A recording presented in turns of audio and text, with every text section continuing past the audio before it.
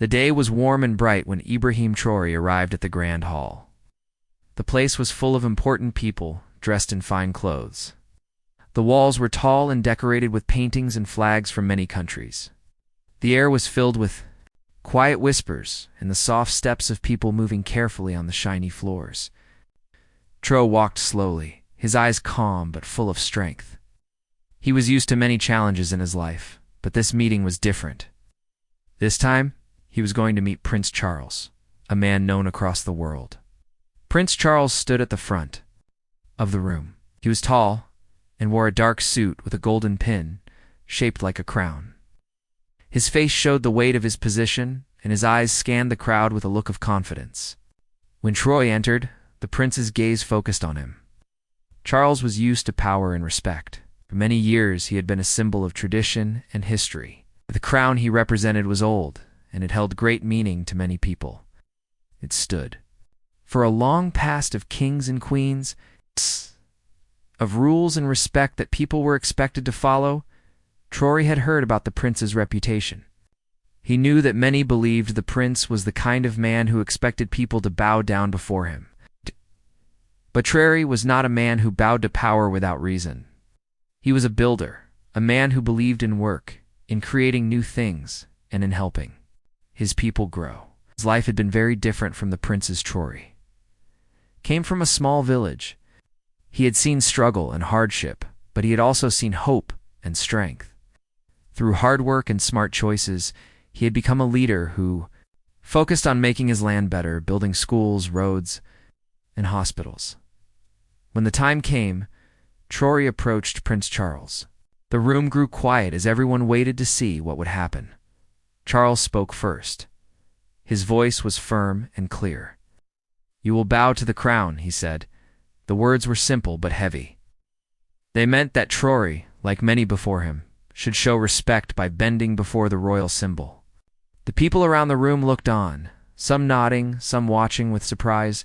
Traoré did not move to bow. Instead, he looked at the prince calmly and said, "I don't bow, I build." His voice was steady and full of meaning. At that moment, the room felt a change. The prince's words were about tradition and history. Traoré's reply was about action and the future. It was a clear message that respect should come from what a person does, not just from old symbols or titles. Some people in the room whispered among themselves. They had never heard such an answer from someone meeting the prince. But Traoré was not trying to be rude. He was speaking from his heart. To him, bowing was a sign of giving power away. But building was about taking power into your own hands, about creating something new for the people you care for. After this short but powerful exchange, the formal meeting began. Traoré spoke about his work, about the projects that were changing lives in his country. He told stories of villages getting clean water for the first time, and children going to school in buildings that had once been empty land. His words were filled with hope and determination. Prince Charles listened carefully. While he might have expected obedience, he saw the strength and vision in Traoré's eyes. The prince understood that the world was changing. Old ways were meeting new ideas. The crown was still a symbol, but it was no longer the only source of power. Leaders like Traoré showed that real strength came from making a difference. The people who heard Traoré's speech felt inspired. They saw a man who did not ask for respect because of a title or position. Instead, he earned respect by working hard and helping others. The message was clear. Respect must be based on action and results, not just on history or tradition. As the meeting ended, Traoré and Prince Charles shook hands. It was a sign that even with their different views, there was room for dialogue and understanding. Traoré was proud, not because he had challenged the prince, because he had shown the world a new way to think about leadership. Walking away from the Grand Hall, Traoré thought about the journey ahead. He knew that many people still believed in old rules, but he was ready to keep building, to keep showing that progress and respect go hand in hand when people work together with honest hearts. This moment, simple yet powerful, became a symbol for many. It showed that the future belonged to those who build and create. It was a call for leaders everywhere to focus on what they do for their people, not just on the power they hold. In the days that followed, news of the meeting spread. People talked about the calm confidence of Troy and the message he gave. For many, it was a sign of hope, a new way to think about respect, leadership, and the future. Troy's words, "I don't bow, I build," became more than just a reply. They became a promise to himself and to his people. He would keep building roads, schools, and hope. He would lead by example, not by command.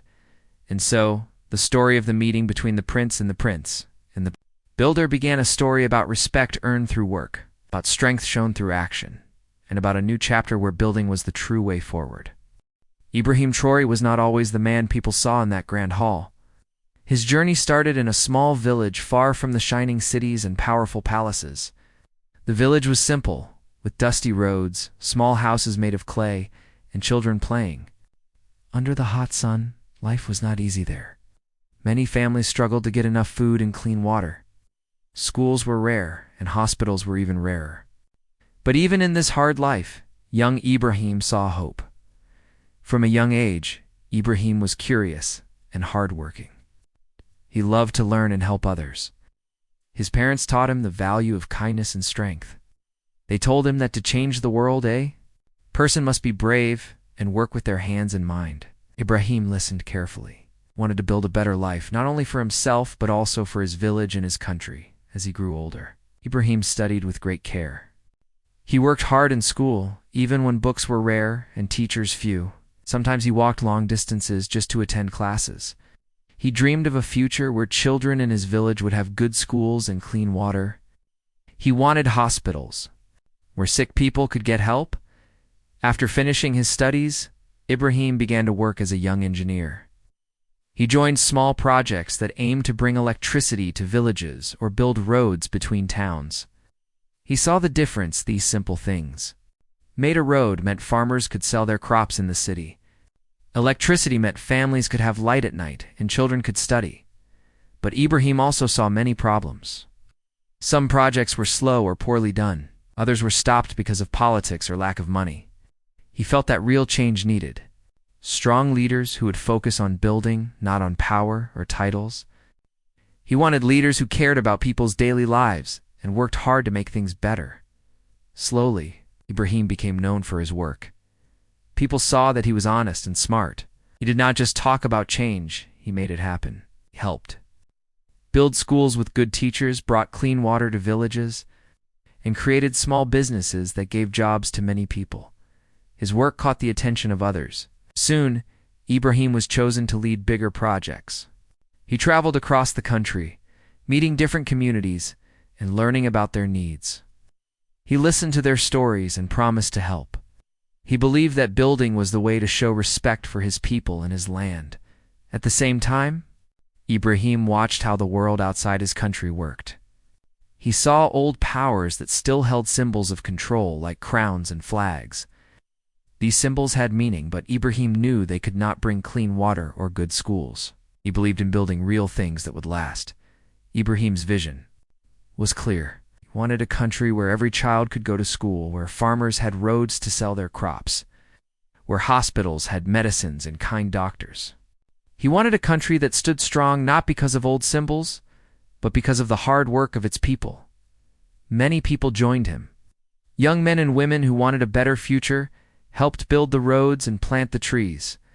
Teachers came to the new schools, doctors opened small clinics. Together they built a new life from the ground up, but the journey was not easy. Ibrahim faced many challenges. Sometimes, people did not trust him. Some thought he was too young or too different to lead. Others tried to stop the projects because they wanted to keep things as they were. Ibrahim had to be patient and strong. He knew that building a new future took time. He also had to learn how to work with others who had different ideas.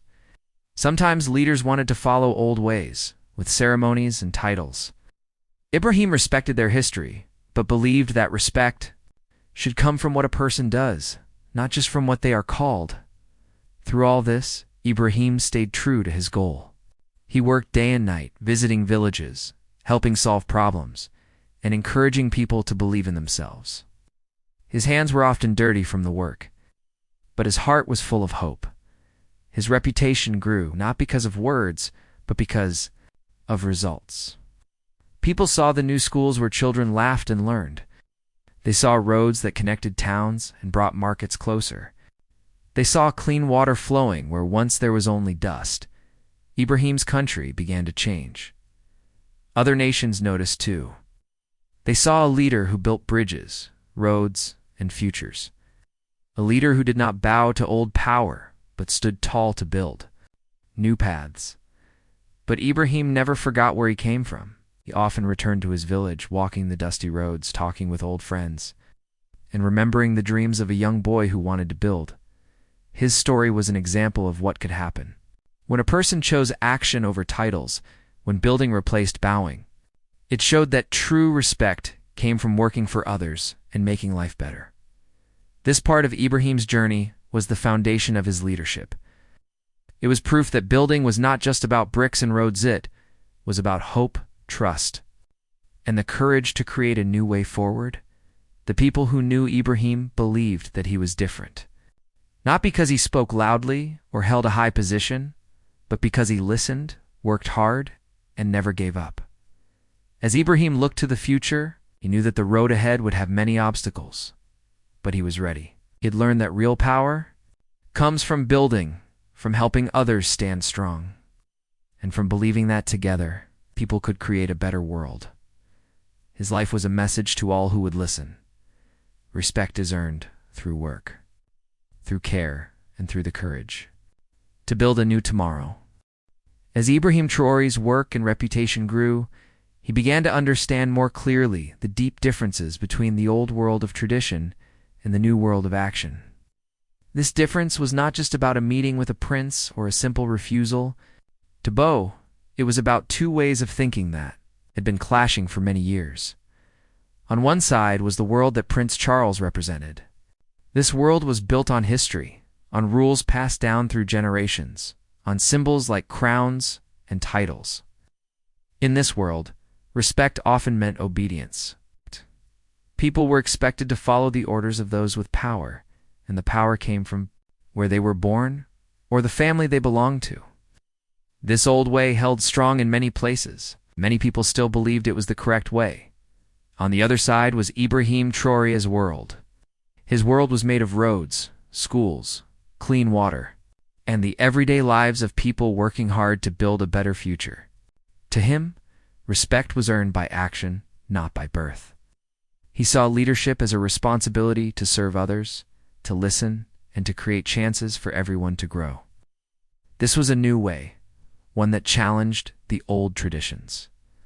This clash of ideas was not always easy. It caused tension, confusion, and sometimes anger. Some people in Ibrahim's country still looked up to old symbols. They believed in the power of kings and queens, of ceremonies and titles. Others were ready to embrace change, to follow leaders who built real things and helped people live better lives. Ibrahim knew this well. He understood that change would not happen overnight. The old world was strong, and many had lived their whole lives within its rules. To them, the crown was a symbol of order and respect, and bowing was a sign of humility and acceptance. But Ibrahim saw that this respect could be earned in new ways. He believed it should come from hard work, honesty, and the courage to face problems. It should come from building schools that teach children to read and write, from building hospitals that save lives, and from building roads that connect people to markets and friends. The prince's words, "You will bow to the crown," represented the old world's demand for respect based on position. Ibrahim's answer, "I don't bow. I build," stood for the new world's belief and respect earned by action. This difference was more than just words. It was a challenge to power and tradition. It was a message to the world that the old ways could no longer control the future. Ibrahim was telling everyone that true leadership was about helping people, not about demanding submission. As the story of their meeting spread, many people began to think about what respect really meant. They saw how Ibrahim worked every day to build a better life for his people. They saw how he listened to their needs and fought for their rights. They saw how he refused to accept old rules that kept people back. But not everyone agreed. Some Leaders in the old world saw Ibrahim's ideas as a threat. They worried that if people stopped bowing, they would stop listening to tradition. They feared losing control and power. Ibrahim faced many challenges because of this. Sometimes his projects were slowed down by those who did not want change. Sometimes people tried to stop him by spreading rumors or creating obstacles. Ibrahim remained strong. He knew that the only way to win respect was to keep building, keep helping, and keep believing in his people. At the same time, Ibrahim reached out to others who shared his vision. He built partnerships with leaders who understood that the world was changing. He worked with organizations and countries that wanted to help bring real progress.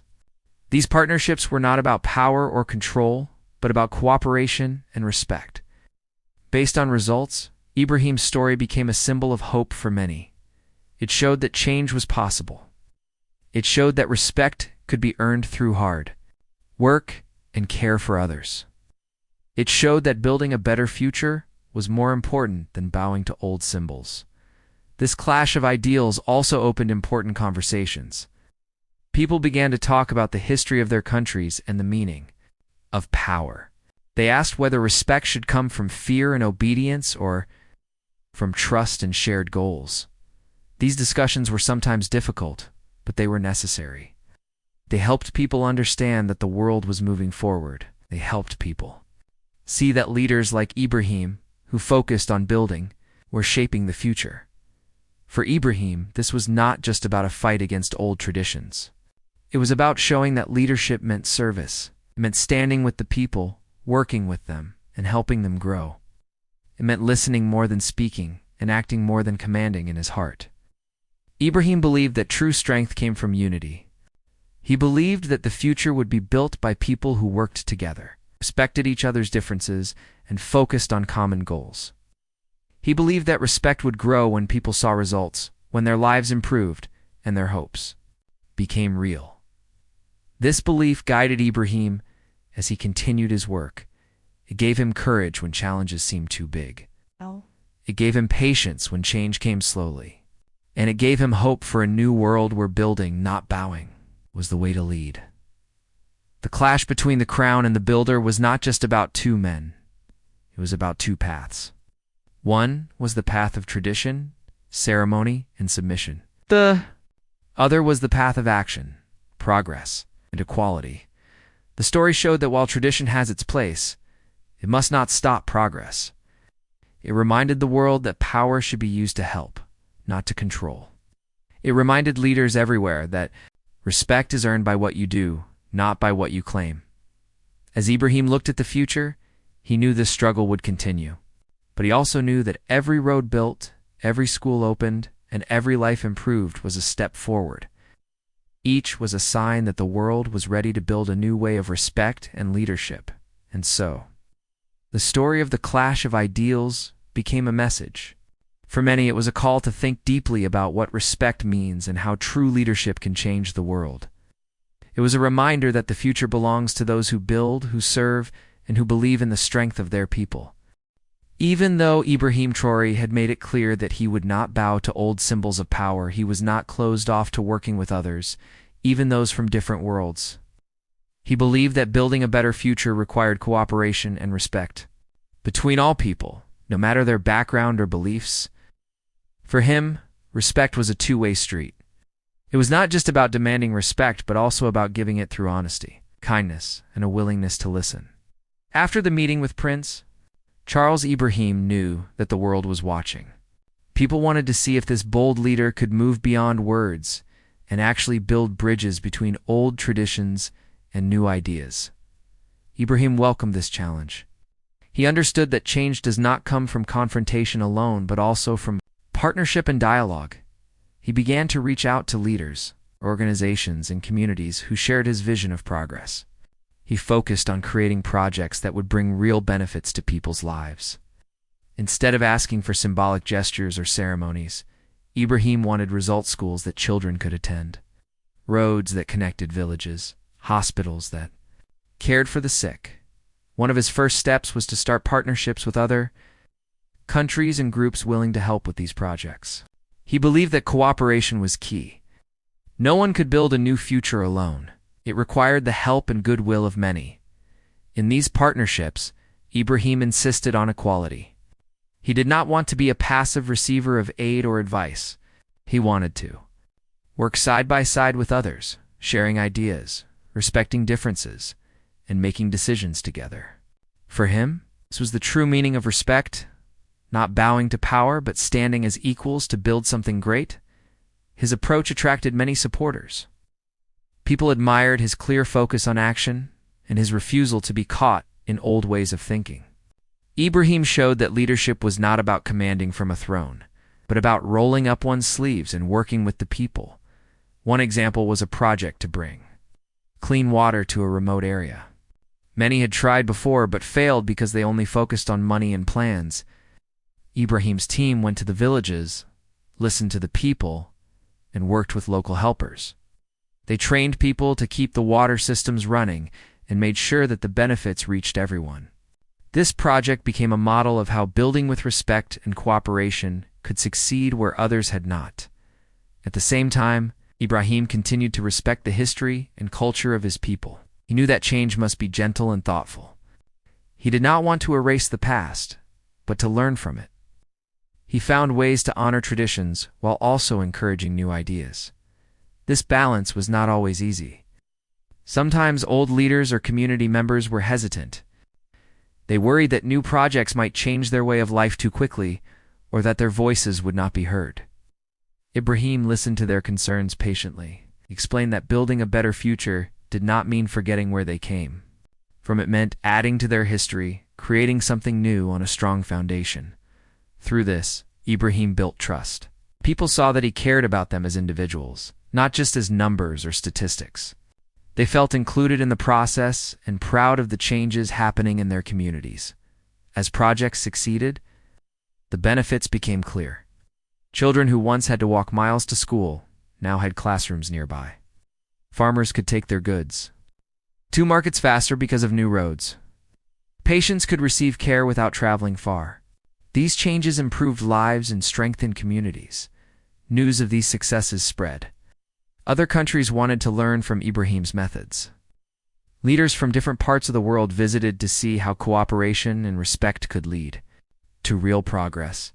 Ibrahim's message was simple but powerful. He said that true respect comes from working together as equals.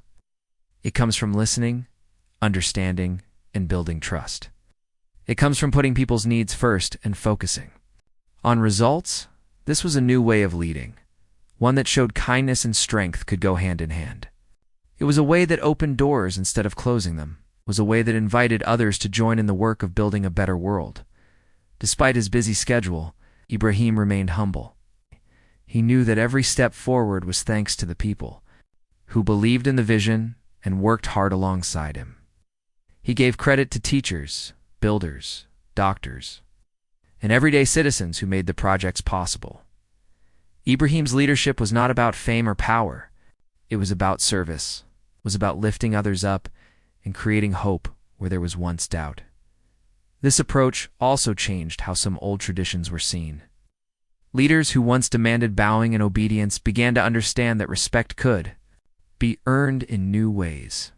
They saw that partnerships based on equality brought better results than commands based on fear or titles. The crown, once a symbol of unquestioned power, now had to recognize a world where building and cooperation were more important than bowing. For Ibrahim, this was not a victory over tradition, but a step toward a future where old and new could work together. It was a future where respect was real and earned, not forced. The story of Ibrahim Troya's work became a lesson for many. It showed that leadership could be strong and kind. It showed that building bridges was better than building walls. It showed that the future belonged to those willing to listen, learn, and work together. In the end, Ibrahim believed that the true crown was not a piece of gold or a symbol on a robe. The true crown was the trust and hope of the people.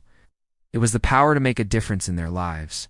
And so, while he did not bow to old crowns, Ibrahim built something even greater, a future where respect, cooperation, and action shaped a better world for all.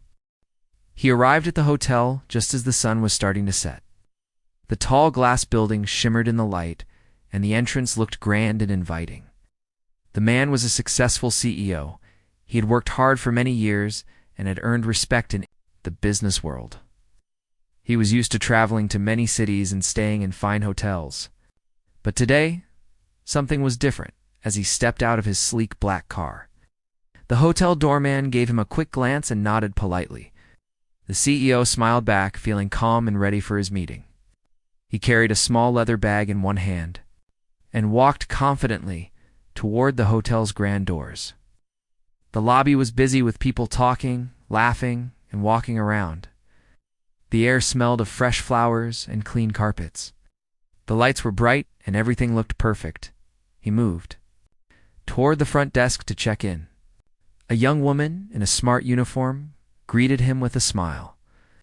He gave her his name and said he had a reservation. But instead of the warm welcome he expected, her smile quickly faded. She looked at her computer screen, then back at him, her eyes narrowing slightly. "Sir, can I see some identification, please?" she asked in a tone that felt cold. The CEO handed over his ID without hesitation. She examined it carefully, then looked around as if unsure. "I'm sorry, sir, but we do not have a reservation under your name." The CEO was surprised.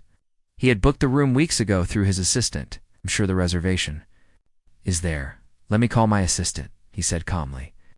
He took out his phone and made a quick call. His assistant confirmed the booking immediately and sent the confirmation number. He showed the confirmation to the woman at the desk. She still looked doubtful. "I need to check with my manager," she said, and stepped away, leaving the CEO standing there feeling a little uneasy. A few moments passed. Another staff member, a man wearing a sharp suit, approached. The manager looked the CEO up and down slowly. There was a tension in the air. The manager said, "Sir, I'm afraid there's been a mistake. We cannot allow you into the VIP lounge today." The CEO frowned. "I'm not here for the lounge. I'm here to check in and attend my meeting. I have a reservation for a suite." The manager's expression did not change. "I understand, but rules are rules. You will have to leave the premises." The CEO was shocked. "Why?" "I have a reservation. I am a guest." The manager replied, "We have reasons, sir. Please cooperate and leave." People nearby had started to notice the conversation.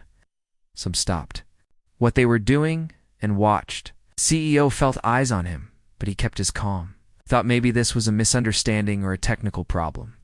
He decided to be patient and polite. "Please, can I speak with someone higher up? I am a CEO of a company." "I expect to be treated with respect," he said firmly, but respectfully. The manager shook his head. "No one else is available. You need to leave now." The CEO sighed deeply. He turned to walk toward the exit, but stopped. He looked around the lobby once more. The hotel was known for its excellent service and welcoming atmosphere, but today he felt none of that. Instead, he felt a cold wall between him and the staff. As he reached the door, a hotel staff member gently but firmly guided him outside. The CEO stepped out into the fresh air. He felt a mix of emotion, surprise, confusion, and a deep sadness. He had never been treated like this before. Outside, he took a moment to breathe deeply. The night was quiet, and the city lights twinkled. Around him, he pulled out his phone and sent a quick message to his assistant. "Something is wrong here." "I was denied entry," his assistant replied immediately. "I'm sorry, sir. Do you want me to call the hotel and ask?" "No," the CEO answered. "I want to handle this myself," he thought carefully. He could let this go, but it did not feel right. He had worked hard to get where he was, and he believed every person deserved respect, no matter who they were or where they came from. This was not just about him. It was about fairness. The CEO decided to stay calm. He did not want to cause a scene. Instead, he looked for a quiet place nearby to sit and think.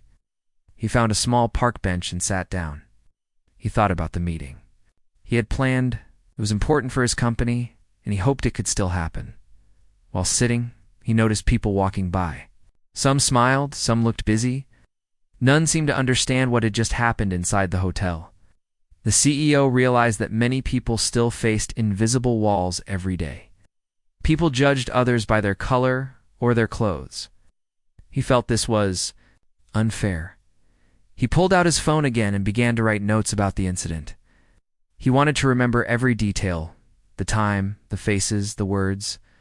He thought about how to use this experience to help others. After some time, the CEO stood up and walked slowly back toward his car. He was not angry, but he was determined. He knew he needed to address this situation. It was bigger than a hotel or a single night. It was about respect, dignity, and equality. As he drove away, the city lights reflected in his eyes. He promised himself that he would find a way to make things right, not just for himself, but for everyone who faced unfair treatment. The road ahead was not easy, but he was ready to face it. He reached his hotel room at another place nearby where he was welcomed with kindness. There he prepared for the meeting he still had to attend. But in his mind he kept thinking about the hotel where he was turned away. It was a reminder that sometimes even the most successful people face challenges that test their strength and courage. That night, the CEO slept with a clear purpose. He wanted to turn this negative experience into a positive change. He believed that respect and fairness must be for all, everywhere. This was just the beginning of a story that would touch many lives.